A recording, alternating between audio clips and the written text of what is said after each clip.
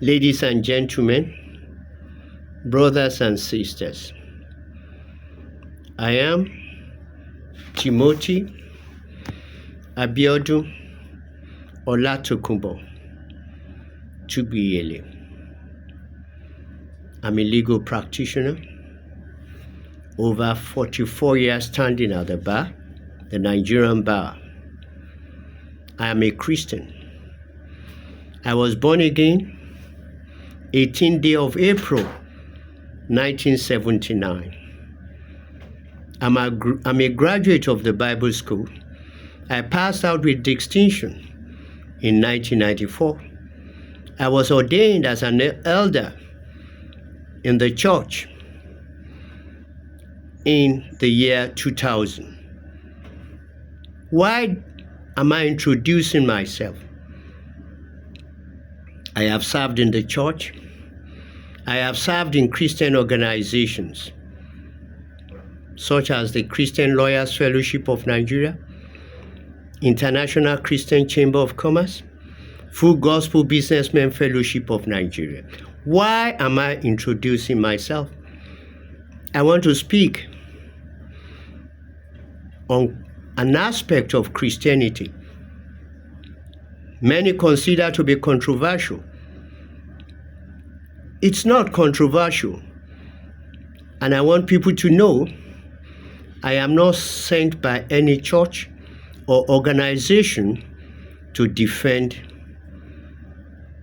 their position on the issue of tithing. I want to commend our father in the Lord, Pastor Enoch Adeboye. He came out and apologized for teaching people that people do not pay tithes will not make heaven. How can we find a man like Pastor Adeboye? He's like the biblical Moses, a man of humility. But what do we learn from Pastor Adeboye's apology? He's not the first Christian leader who has come out to apologize for misleading believers. Benny Hinn, too, came out and apologized for misleading believers on what he taught on financial prosperity. So what do we learn from all this? Christians must learn to study the scriptures. Open the Bible. What does the Bible say? Not what Papa said. Not what G.O. said. What does the Bible say on a point? Open the scriptures. Learn yourself so that you will not be misled. What does the scripture say? But what do we find in some churches today?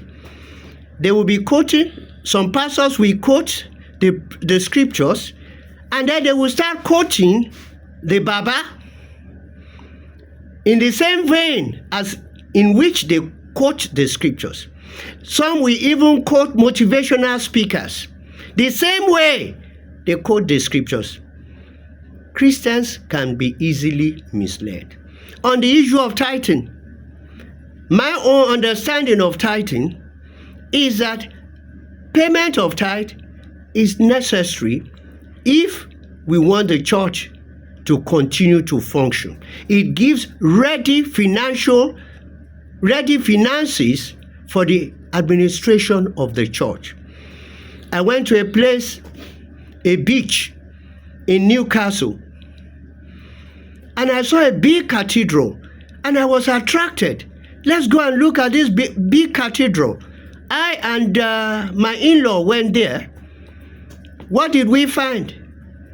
The cathedral had been turned into a nightclub, drinking joint, tattoo center. I even found there a drinking joint making mockery of the church called Drunken Vicar. That place became a drinking joint because people left the church. There was no money to keep the church going. I saw another church, the second largest cathedral church in the UK, in Rochester. Services are still being held there, but the place is equally being used for jazz and blues festival. A relation of mine told me he bought a church building. He used the vicar's lodge for his personal house, and he divided the church into rooms which he rented out. We must not get to this level. So we need tithes. People have to pay tithes so that there can be ready finance for the church. You might see what I've said to be controversial. Tithing attracts blessings in Malachi chapter 3 verse 8 downwards. So the choice is yours. You can choose not to have that blessing. There are other places where people are being blessed in the scriptures. But it's not controversial.